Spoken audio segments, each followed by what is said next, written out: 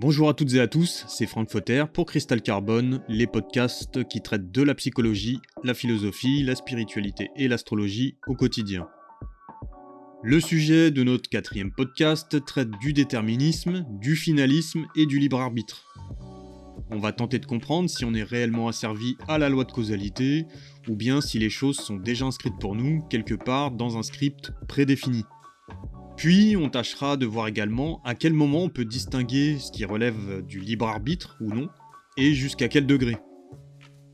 Alors la grande question c'est, est-ce que les événements qui surviennent sont conséquents à nos actes, auquel cas on serait totalement les bâtisseurs de notre présent et de notre futur ? Ou bien est-ce qu'il y a un but déjà fixé par un principe d'autorité supérieure qui nous échappe, et que les événements n'existent que pour nous y amener ? Auquel cas, la conséquence deviendrait alors la cause, et qu'on serait donc en quelque sorte téléguidé vers ce but, quoi qu'on fasse. Pour y voir un peu plus clair, on va déjà déterminer les grandes lignes de ce que sont le déterminisme et le finalisme. Globalement, le déterminisme fonctionne selon le principe d'antériorité de la cause par rapport aux effets. Ce sera alors la poule qui génère l'œuf, et non l'œuf qui génère la poule. Si on aborde la question d'un point de vue anatomique, ce serait l'organe qui présiderait et créerait la fonction. L'ouïe, la vue, le goût, le toucher ou l'odorat auraient été créés du fait de l'existence des oreilles, des yeux, de la langue, des mains ou du nez respectivement. Alors cette vision converge avec celle du darwinisme et du principe de sélection naturelle. En gros, une espèce ne survit que si elle parvient à s'adapter à son environnement, et que si elle répond à un principe d'évolution et de causalité. Elle survivrait donc que si elle parvient à développer des fonctions nécessairement utiles, en s'appuyant sur des organes disponibles, en transformant leur usage, en créant des fonctions spécifiques qui leur seraient attribuées. Si on suit ce courant de pensée, les effets et les fonctions ne peuvent pas se substituer à la cause. Et pour l'exemple des organes, ces derniers seraient alors préexistants à leurs fonctions qui, elles, se seraient développées par le choix d'un usage spécifique dans un environnement donné. Pour le finalisme, c'est tout l'inverse. Ce serait la fonction qui créerait l'organe, l'œuf qui créerait la poule. Ce qui implique qu'une notion d'intention immanente découlerait de la nature même de la fonction, plutôt que par un phénomène externe. C'est-à-dire qu'il existerait un but et une finalité à l'existence même de tout ce qui est. Et ces buts, ou ces finalités, juste par le fait d'exister de manière intrinsèque aux choses, produiraient alors des phénomènes. C'est le principe même de ce qu'on connaît aujourd'hui sous le concept de pensée créatrice. La finalité devient donc la cause. Le simple fait qu'une finalité puisse exister fixerait alors tout un déroulé qui amènerait jusqu'à cette finalité. Pour l'exemple des organes, ce serait alors la nécessité de voir qui aurait généré le développement des yeux afin de permettre de remplir à cette fonction de voir. Oui, je sais, c'est un peu compliqué, mais perdez pas le fil. Il y a un réflexe totalement humain qui est de chercher constamment à comprendre pourquoi il existe telle ou telle chose. On partirait alors du principe qu'il existe une finalité ou une fonction à tout ce qui existe, qu'il ne peut donc pas exister un outil, un objet, un être ou quoi que ce soit qui soit inutile ou sans fonction propre. Si on part de ce principe, alors ça sous-entend qu'il existe un créateur omniscient, omnipotent ou supérieur qui façonnerait chaque chose en un but prédéterminé. Alors les choses semblent finalisées du fait des fonctions qu'elles remplissent et le justifient. Donc, on peut pas écarter le fait qu'il puisse exister une finalité, car c'est cette même finalité qui explique la compréhension des fonctions qu'elle remplit. En revanche, ça me paraît relativement délicat de s'aventurer à dire que la nécessité de remplir les dites fonctions aurait alors créé l'objet. Si on reprend le principe d'évolution, alors l'évolution répondrait à la réalisation d'un projet immanent en chaque chose, comme si c'était déjà prévu sur un plan de route. Mais du coup, si tout est si programmé, quid du hasard ? Est-ce qu'il existe, ou bien est-ce qu'on a vraiment un pouvoir décisionnel sur l'évolution des choses et des événements ? Le hasard, on en parle souvent, mais dans le fond, qu'est-ce que c'est en fait ? Est-ce que ce phénomène aléatoire est finalement pas si aléatoire que ça ? Est-ce qu'il y a un sens ou une finalité cachée dans ce qui semble répondre à aucune logique ? Si on suit le courant déterministe, le hasard serait alors une résultante au sein d'une combinaison, et que cette résultante n'aurait alors pas été envisagée dans le processus combinatoire. ça lui retire pas le caractère inédit qui pourrait lui être alors attribué si on suit le courant finaliste. Comprendre par là que si ce phénomène aléatoire existe, c'est qu'il y a une raison. Par conséquent, si une raison existe, c'est que ce phénomène n'est pas aléatoire. Dans les deux cas, déterminisme ou finalisme, le hasard n'existerait donc pas, ce qui ouvre un boulevard au libre arbitre. Mais on va creuser un peu plus loin. Alors attention, ça va se corser un peu, donc suivez bien. L'objet est créé par association de facteurs, par loi de causalité, au présent. Ça, c'est pour la vision mécaniste et déterministe. Jusqu'ici, ça va. Mais cet objet est aussi la conséquence d'une réponse à l'adaptation d'une finalité. Et ça permettrait la satisfaction d'un projet fixé antérieurement par l'objet dans sa forme préévolutive. Je m'explique. On va reprendre l'exemple des yeux et de la vue. Les yeux sont créés par association de facteurs chimiques et organiques, de multiplication cellulaire, etc. Les yeux existent donc par une succession d'événements évolutifs jusqu'à parvenir à leur forme à l'instant T. Mais ces mêmes yeux répondraient également à la nécessité de voir. La vision, qui serait donc la finalité, constituerait alors l'origine du projet fixé par les yeux dans leur forme primordiale, jusqu'à parvenir à développer la vue à l'instant T. Comme un fœtus qui se développe dans le ventre d'une mère, le bébé possède bien des yeux, dans une forme relativement primordiale, mais ne peut encore voir ce qui l'entoure jusqu'à ce que cela devienne vrai, en un instant précis. Donc, la fonction satisfait une prérogative en l'instant. Je vois ce que je vois, car je suis ici et maintenant avec mes yeux face à la dimension observable. En revanche, ça semblerait inapproprié d'étendre la finalité au-delà de ce qu'elle répond déjà présentement, puisque les conséquences de l'observable fixent de nouvelles informations assimilables qui influent sur le regard lui-même, et donc modifient et modèlent la finalité à chaque instantané d'observation. L'objet d'une observation prend forme que quand les informations s'assemblent entre elles pour donner un sens, et on en déduit la finalité. Mais difficile de dire si la présupposée finalité, antérieurement fixée donc, ait pu générer l'objet de l'observation au moment où je le vois. En gros, j'aime conduire de belles voitures. Je travaille dur pour m'en payer une belle. Un an s'écoule jusqu'au jour J où je parviens à l'acheter.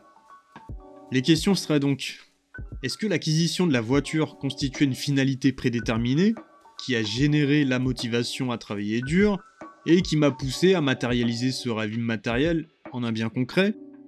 Ou est-ce que c'est le fait que j'ai fait le choix de déterminer le moyen d'obtenir suffisamment d'argent par le fait de travailler dur pour m'en payer une belle, qui ait généré la possibilité d'en faire l'acquisition? Je pense que tout ça, c'est imbriqué.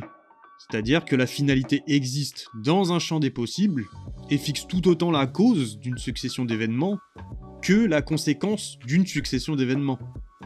Dans notre exemple de la voiture, la finalité a pu déterminer la volonté de s'orienter vers cette fin, tout autant qu'elle prend forme au travers d'un assemblage d'éléments qui répondent à la loi de cause à effet.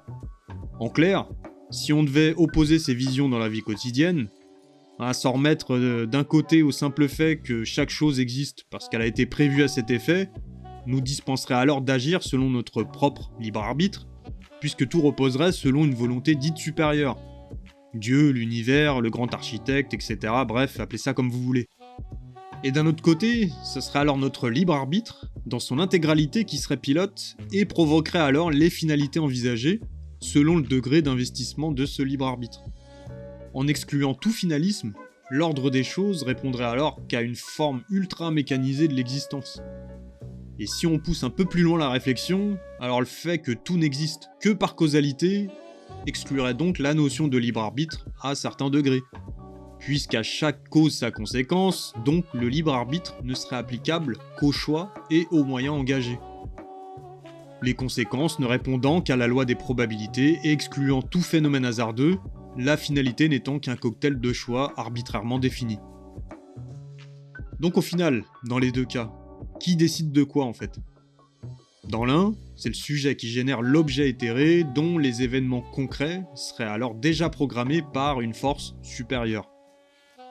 Dans l'autre, c'est le sujet qui génère l'objet matérialisé, dont l'éventail de finalités serait alors déjà programmé, identifiable par la loi des probabilités. À mon sens, il ne s'agit pas que d'une relation entre sujet et objet, ou entre organe et fonction. Il y a d'autres facteurs qui entrent en ligne de compte, la temporalité et l'environnement. On peut décider d'un objectif et agir en conséquence. Alors oui, les événements vont se succéder pour se matérialiser en un simili objectif, tout du moins s'en rapprocher. Mais si les actions sont engagées dans une temporalité inadaptée, il n'est pas à exclure que l'environnement extérieur ne satisfasse que partiellement à l'objectif visé. Demandez une augmentation que vous espérez tant depuis un moment à votre patron qui s'est levé du pied gauche, et vous verrez les résultats. On peut aussi désirer ou se fixer fortement à l'esprit qu'on obtiendra satisfaction d'une augmentation de la part de son patron bien-aimé.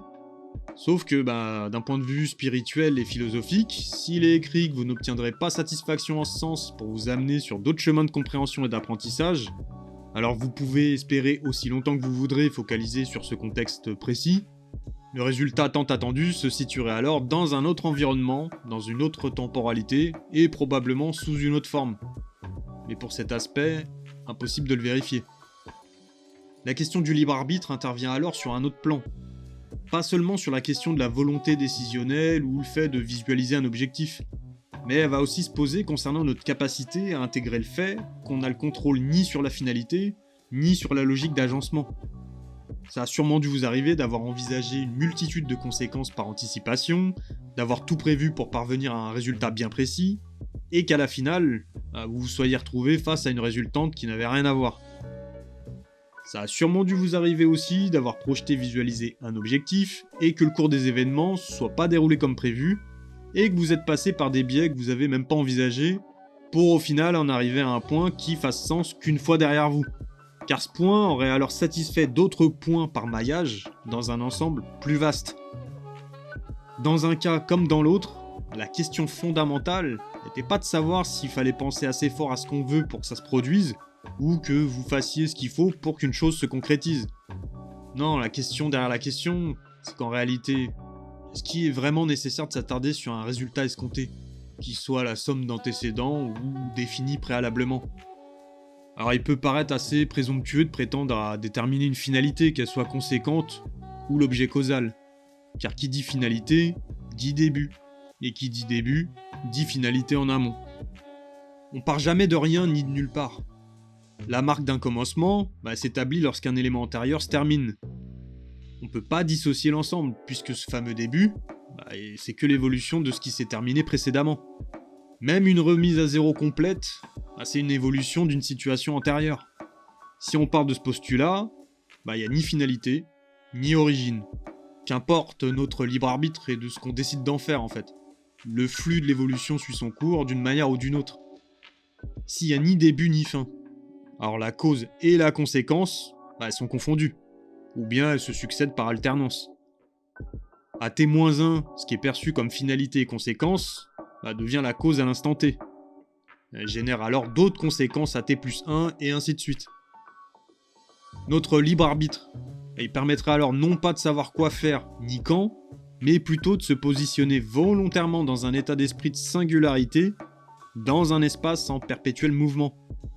En clair, plutôt que de s'attarder sur ce qui serait bon ou pas de faire, ou de chercher à tout prix à générer de l'abondance ou de la satisfaction personnelle, peut-être qu'il serait plus judicieux d'user de notre libre arbitre de manière à épouser ce qui vient et de ce qui part.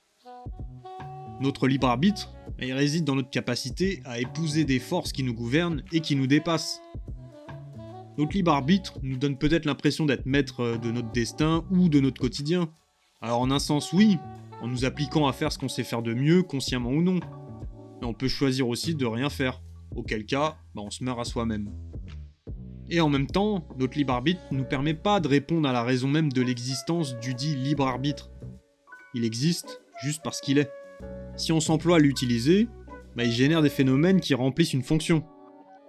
Et pour qu'une fonction revêtisse le caractère de fonction, ça implique l'usage du libre arbitre pour donner forme et vie à cette fonction. Donc en résumé, qui de l'œuf ou de la poule était là en premier ? Ma réponse serait ni l'un ni l'autre, juste celui qui observe. Car c'est le fait de décider de l'observer qui génère l'existence de cette question. Finalement, pourquoi chercher une origine et une fin ? Qu'importe les causes, les issues ou les buts, notre libre arbitre nous permet juste d'être et nous adapter. Ils nous permettent de dépasser, transformer cette vision plane et rectiligne en une vision sphérique, sans bord, en perpétuelle évolution, où la raison de la veille devient la cause de demain. Voilà, c'est la fin de ce 4e podcast Cristal Carbone sur la thématique du déterminisme, du finalisme et du libre arbitre. Sujet un petit peu plus long que les autres podcasts au vu de sa complexité. Alors je prétends pas avoir des réponses précises sur ces questions, au contraire, je laisse volontairement les portes de cette thématique ouvertes. L'idée étant d'apporter justement une vision non figée, élargie, qui répond ni à l'esprit scientifique, ni à l'esprit théologique. J'espère que ce sujet assez complexe vous a plu, et vous permettra d'adopter un regard sous une autre perspective. Je vous invite à vous abonner pour suivre l'actualité de ma chaîne et les futurs podcasts en préparation. Vous pouvez également me suivre sur les réseaux sociaux, Facebook et Insta comme d'habitude, @enso.ikigai et sur mon site ensoikigaitoutattaché.fr. Merci à toutes et à tous pour votre écoute et votre attention, et comme disait Socrate, ce qu'on peut donner de meilleur aux autres, c'est de les révéler à eux-mêmes. Portez-vous bien.